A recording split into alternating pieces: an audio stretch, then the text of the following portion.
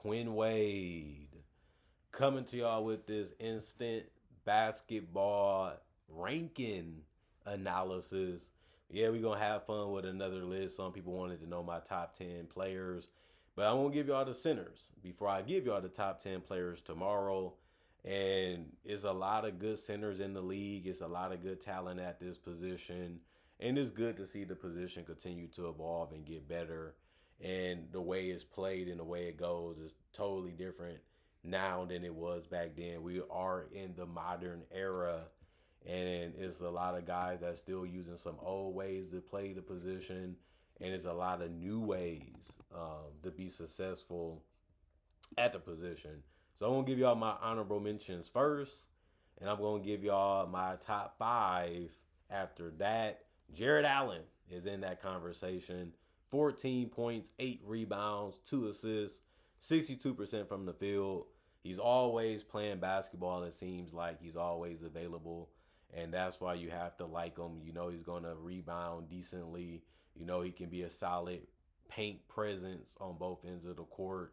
He's also gonna try to stay out of the way and play his position and play his role to the highest level. He's showing that he can shoot a little bit this year. He's always been a decent free throw shooter throughout his career. This year, he's getting 74% from the free throw line.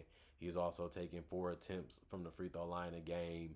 He's shooting 62% from the field this season on 9 attempts. He's unselfish. He's not going to take a lot of shots. He's not going to require you to pass him the ball a lot throughout the game or even throughout the season. But when he's open, he's going to flush it. He's going to try to find a way to get a quick basket.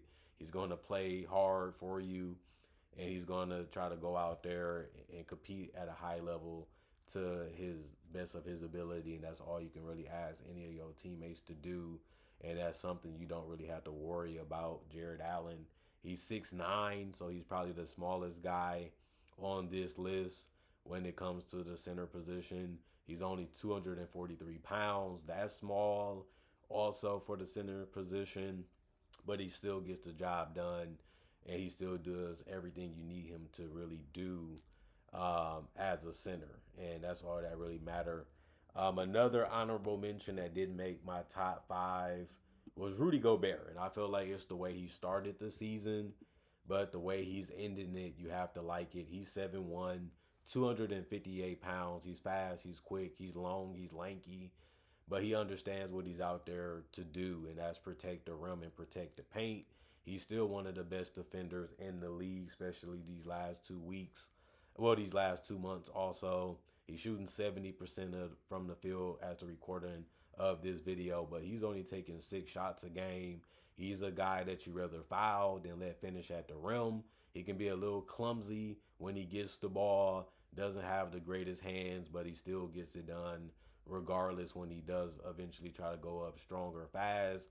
Shoot only 50% from the free throw line this year on 4.1 free throw attempts. That's not good, obviously, but he is giving you 11 rebounds and 11 points, so he's a double-double. And that's something that's very, very important, is that you're maximizing your role. Even if it's a low-scoring season for him, at least he's doing everything that you expect him to do, especially considering the fact that he's only getting more banged up and more injured every year, and he's only getting older as he is 33 years old this season.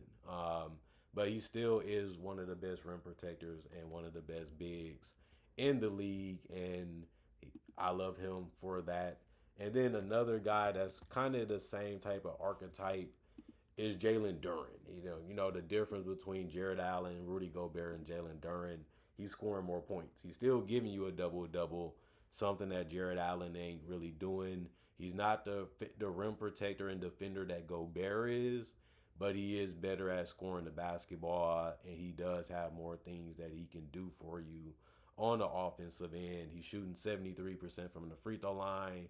Obviously, he's also having a career year getting there because he's taking 5.3 free throw attempts. Not only that, he's also um, taking the most shots in his career, but just like the other guys, it's not much. He's only taking 10 field goals a game. He is making it at 63%, which he should, because he's mostly trying to score near the rim. He's not a 3-point threat right now in his career, and it feels like they're fine with that.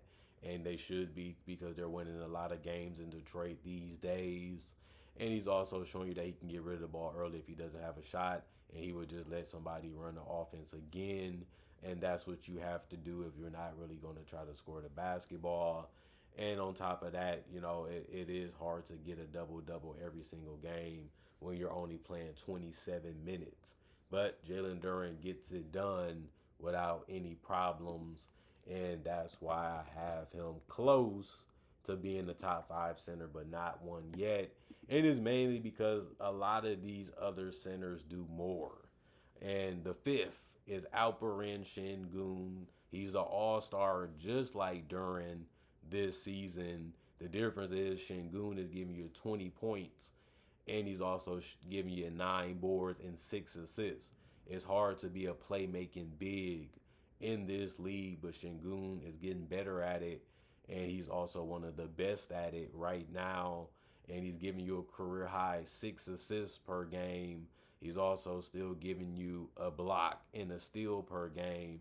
Teams are going to try him. Teams are going to attack him. And all you can ask him to do is make it tough and make it difficult.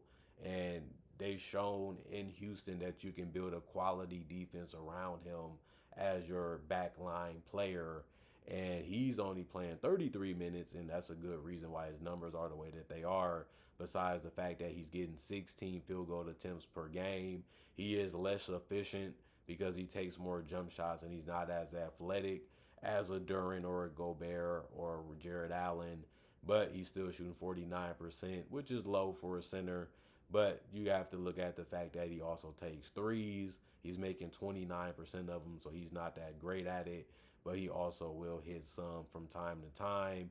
Another thing that's similar is that he's taking 5.8 free throw attempts per game, but he's only making 69% of them, showing you that he isn't the greatest shooter. He can make a shot, but he isn't a guy that you want to consistently do that throughout the game. You want him getting as close to that rim as possible, just like the other bigs. It's just he's different at it because he also is a guy that can make good passes and find his teammates, but he also still can score in isolation situations in different ways that Duren, Gobert, and Allen cannot. And it can be that way, and that's just the way it is for Alperen Şengün. And another guy that wasn't an all-star this year, but he's starting to figure it out again, and that's Joel Embiid. You look at the fact that he's still giving you 26 points, and he's on his last legs, and he's a 7-footer, 280 pounds, a massive guy when it comes to size. He's also 31 years old, so the age is factoring in, plus all the injuries that he had on his lower body and throughout his career. And he's still giving you 7 rebounds. He's still giving you 4 assists. He's also shooting about the same from the field as Şengün, but he is taking 18 shots. The difference is he's shooting 32% from 3 on 4 attempts per game. Not only that, he's shooting 8 free throws a game, even though he's real slower and he's more cautious when he's trying to attack the rim or he's trying to score around the basket. He's still giving you 85% shooting from the free throw line. He's been an 80% free throw shooter for a while and throughout his career, and this isn't a bump this year. That's something that he's been doing throughout it, and he's still giving you 1.1 blocks, showing you that he can still be an okay rim protector. And a lot of these guys are going to look at it and say, well, if Embiid is on the court, he's going to try to use that mid-range. He's a decent mid-range scorer. He's going to try to attack you when you ain't looking at it. He's going to try to, get you off balance and still try to get to the free throw line that way. And it's been working throughout this entire season, even though he's slower and more clumsy. And on top of that, he's also, like I said, more cautious when he's trying to attack the paint and when he's trying to score compared to when he was younger and he was more fearless. But he's still getting it done. He's still showing you that he's one of the best scoring big men in the league. And he's showing you that he's still a decent decision maker also in the league. And considering that this ain't the same Embiid and he's still in the conversation as one of the best, considering that he only played 31 games this season, it shows you how good he really can still be by the end of the year. And it shows you how really good he still is, even though he's not the same player or really even close to it right now. And it shows you how good he really was before. Karl Anthony Towns, he's 30. He's 7 feet, 248 pounds. A big guy that's mobile. He can get to the basket. He can shoot a mid range. He can shoot a three. He's good at shooting the free throws. And he's a double double. And that's something that Embiid is just not right now anymore. But Towns, 46% from the field is a little low on 14 field goals attempts per game. And that's something that he hasn't really did in a while. He usually shoots the ball better than that. But he did play 20 more games than Embiid, and that does matter, especially because the team is winning more games on top of that. And the games that he played was 51. He's also a decent three-point shooter still. He's shooting it lower than previous years, but he's still getting it done about where you want him to be, or you feel like he can still finish the season a little higher. They're having him play a different role this year for the Knicks because Mike Brown is a different coach. He has different theories. He has a different play style, and that has affected his play and how he's utilized on the team. But Towns is still getting it done at the end of the day. And, him being a great rebounder is something that he has been for since his rookie career, high school career, and college career. He just gets it done on that end. And he is a guy that can give you a handoff. He is a guy that can find you as a passer, too. He's not on the Jokic or the Şengün level right now, or probably never will be, but he is a guy that will get you the ball if he doesn't have a quality look, and he can give you that leading to a basket. So at least he gets everything done at a decent level, and he can always count on him to play basketball. He might do some foolish and some goofy and some silly things, but he still is one of the best centers in the league. And number two is kind of obvious. I mean, is the big two right now for the center position, and number two is Victor. He's 7'4", 235 pounds. He's only 22 years old. He has climbed this list very quickly and very fast. He's the best defender on this list now. It used to probably be Embiid or Gobert. I feel like Victor clears them easily. He's also averaging 24 points a game, and he's also giving you 11 rebounds. He's showing you that he's unselfish. He's a team player. He's the best rim protector, in my personal opinion, in the game. He's the best paint player sometimes, too, depending on how you look at what he does and you look at how he gets it done. His jump shot is tough because he's taller than basically everybody in the league, and he has good range on it, too, shooting 36% from three. He's also attempting 5 a game, which is less than what he did last year, and I think that that's a good thing. They give him a lot of opportunities to get finishes around the rim and get lobs and stuff like that. And he's also a decent free throw shooter, shooting 7 free throws attempts per game. Guys are more touching them and getting close up on them, which allows him to get more calls, especially if he doesn't get strips or turn over the ball. And he's shooting 81% from the free throw line, and he's shooting 81% for his career. So that's good to see.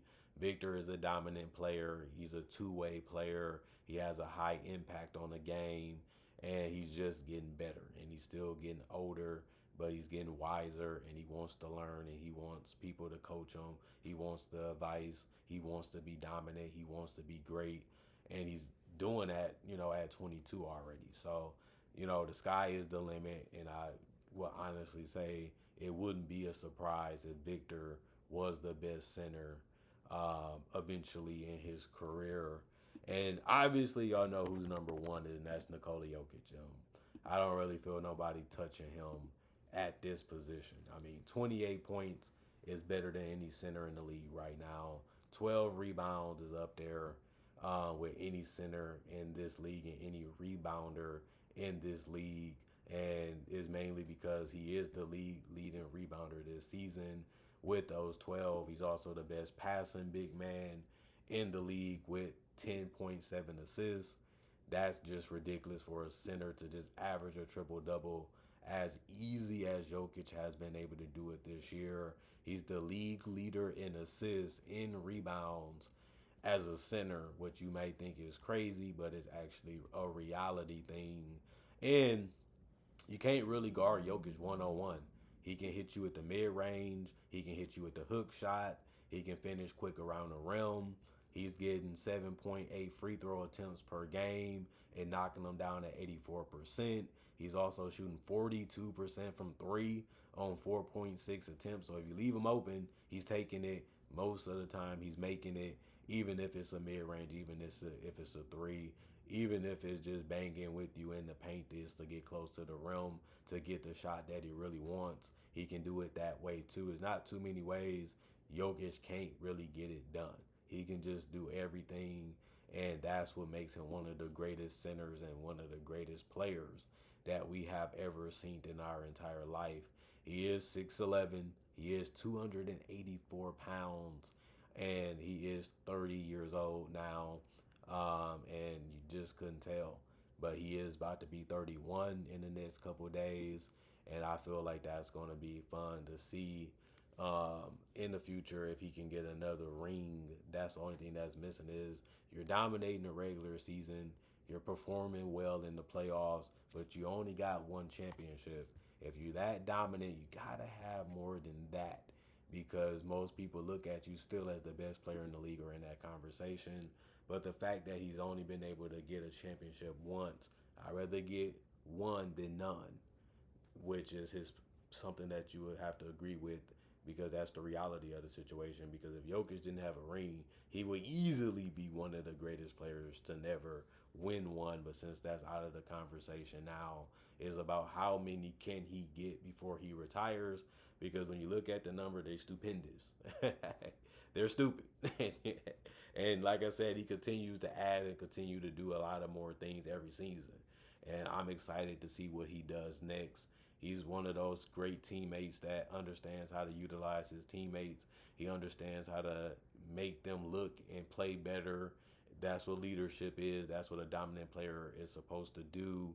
And that's something that he doesn't even have to worry about because he already figured that out years ago. He just has gotten better at it.